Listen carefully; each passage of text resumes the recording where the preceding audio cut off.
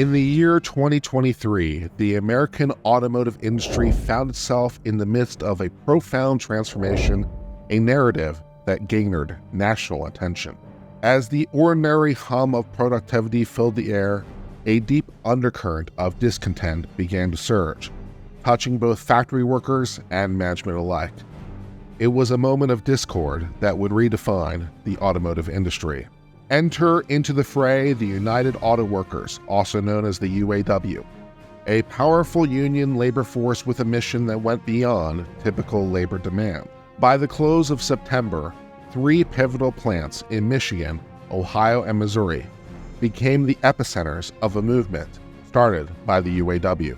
Workers, led into the fray by union leadership, started striking with unwavering determination, stepping forward and making remarkable demands, including a 36% pay increase, a revised 32-hour work week, and improved conditions for temporary workers. But the UAW strike was not an isolated incident to the 3 pivotal plants. No contract! No work! No contract! No work! Just like the big 3, Blue Cross Blue Shield workers are suffering as well. The UAW union president, a man named Shawn Fain, set the stage for a nationwide labor dialogue by announcing the strike would sweep through the nation, involving workers from 38 sites across 20 states. It was a seismic shift that transformed the heartland of America. The initial protests witnessed an extraordinary transformation as workers shift their focus from producing vehicles to advocating for rights. You all have made history. For the first time, we as a union have had the courage to give all members the right to vote on our union's direction. When given the chance to vote, the membership chose change. We're choosing to fight. We have the right to strike. We have the right to a grievance procedure. We have a right to arbitration, to collective bargaining. But we have not yet won the rights that will fundamentally change this union and change this country. We've not yet won racial and economic justice in the workplaces for all of our members. We've not yet won equal pay for equal work with an end to tiers in our contracts that divide our members. The message was clear. They wanted better wages, better working conditions, and equality for all the staff. On September the 15th of 2023, history was made as a strike began against all 3 major unionized automakers in the United States simultaneously: Ford, General Motors, and Stellantis. The first major strike against automotive manufacturers in decades. With 145,000 UAW union members standing together in solidarity, the impact reverberated throughout the automotive industry and beyond, sending out a call for change that echoed across the entire nation. The UAW union president, Shawn Fain, emerged as a powerful voice for his union, rallying against what he perceived as stagnant wages and a tiered employment system that he believed perpetuated inequality. We fight for 100% of our members, and we are committed to ending tiers across the board. That's just one of our core issues that we're still fighting for as we continue our stand-up strike. So at noon Eastern today, all parts distribution centers at General Motors and Stellantis will be on strike. As negotiations struggled on and hit a seemingly insurmountable wall, the union resorted to picketing and walkouts, displaying their resolve to secure higher wages, enhanced benefits, and more secure future in a rapidly evolving industry. With production lines halted nationwide, the issue took center stage in the national news, shining a spotlight not just on the wage figures, but on the very essence of what labor relations were in the United States. A lot went through my mind. It's a lot of pressure, but this is what we have to do to get what we really deserve out here. So that's what we're gonna do. We gotta fight for what we deserve.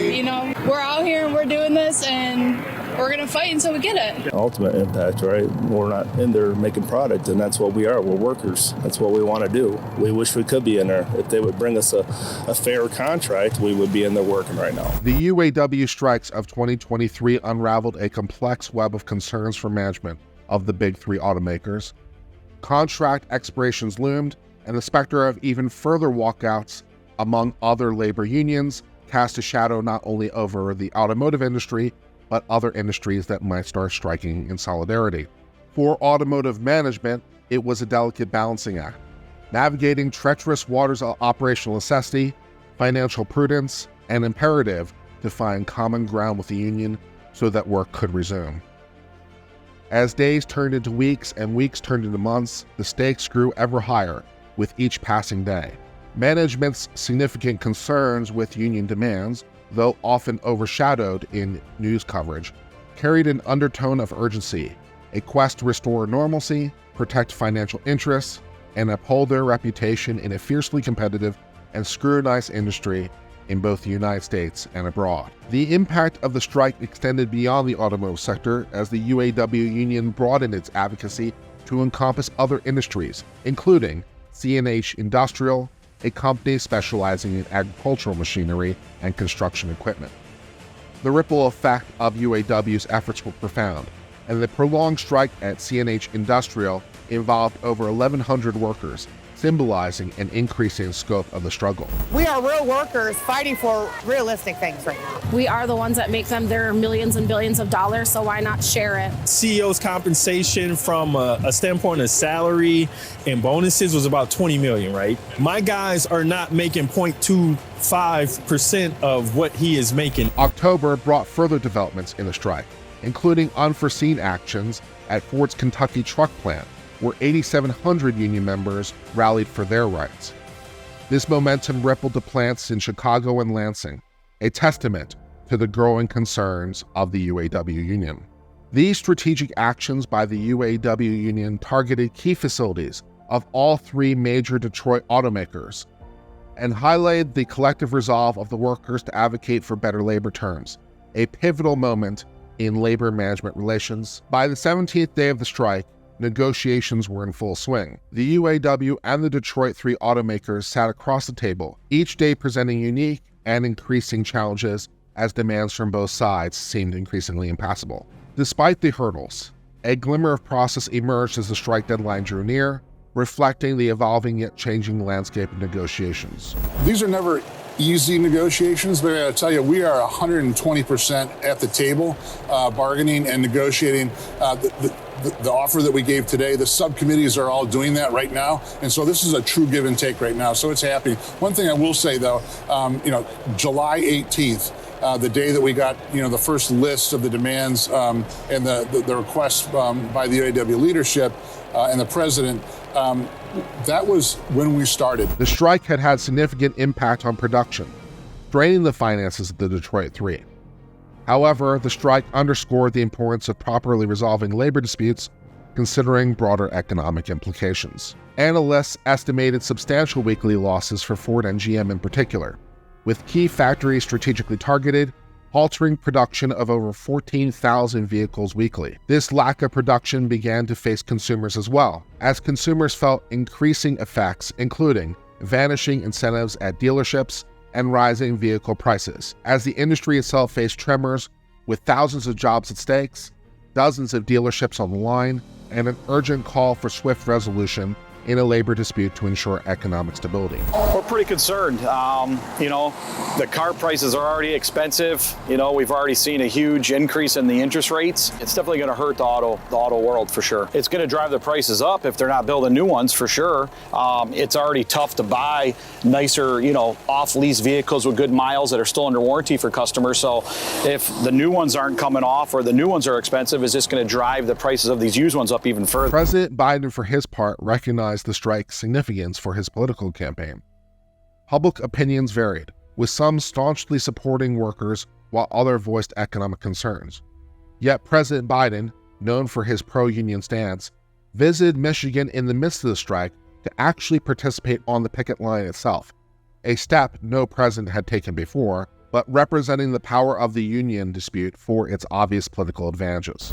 Wall Street didn't build the country, the middle class built the country. Unions built the middle class.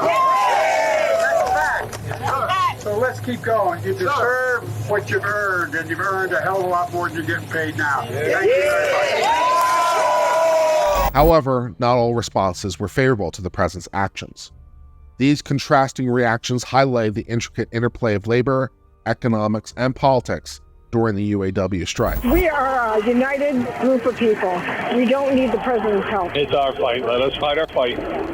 That's all we want. We don't want to hurt the economy. We don't want to be here not getting paid peanuts. But, it's our fight for our life. I think we can negotiate our contract with the company without the government getting involved. The UAW strike of 2023 marks a pivotal moment in labor history, transcending the boundaries of the automotive sector to resonate across various industries.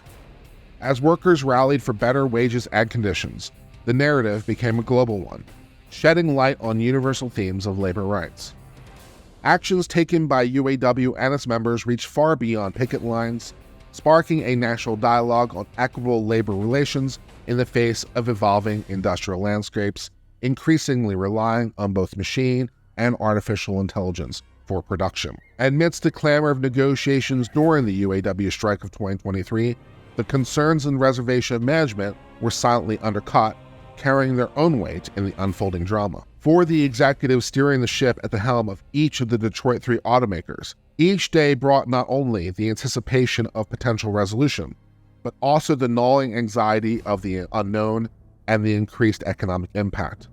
The stakes were undeniably high, and the worries by management were multifaceted. For automotive management, there was the pressing issue of operational exigencies. The relentless halt in production was an exacting toll on the assembly lines, supply chains, and delivery schedules.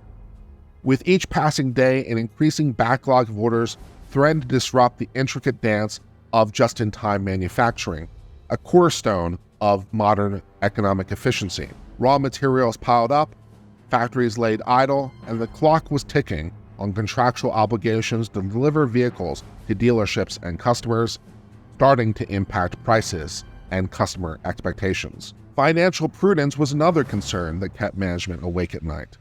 The financial losses incurred during the strike were staggering, with analysts estimating millions of dollars evaporating from balance sheets every day. This financial hemorrhaging wasn't merely an abstract concern. It had tangible consequences for the bottom line. Shareholders were watching closely, and investor confidence started to waver as stock prices were impacted. The question of how to recuperate these losses while still addressing worker demands became an increasingly formidable and apparently unsolvable puzzle. Yet, management's concerns extended beyond the mere economic and beyond the balance sheet. Reputation was on the line. In the highly competitive industry where consumer trust was paramount, maintaining a positive public image was non-negotiable. Reports of stalled production, protests, and labor disputes could tarnish carefully cultivated brand identities. The fear of losing consumer loyalty and market share, potentially to non-union shops and foreign manufacturers, was a constant specter. As negotiations progressed, the layoff of employees by companies, a strategic move to mitigate financial loss, added complexity to management concerns. On the one hand, they needed to safeguard the financial stability of the organization itself. On the other hand, they were acutely aware of human cost, the livelihood disruptive, communities affected by layoffs, as well as impact to the customer. This management narrative, while often overshadowed by vocal calls for labor rights, a desire to restore normalcy, protect financial interests, and uphold reputational integrity. It became a precarious balancing act that required them to navigate a complex web of financial, operation, and public relation challenges. In this dynamic landscape, the negotiations served as a crucible of decision-making, where management was forced to confront these multifaceted concerns head-on.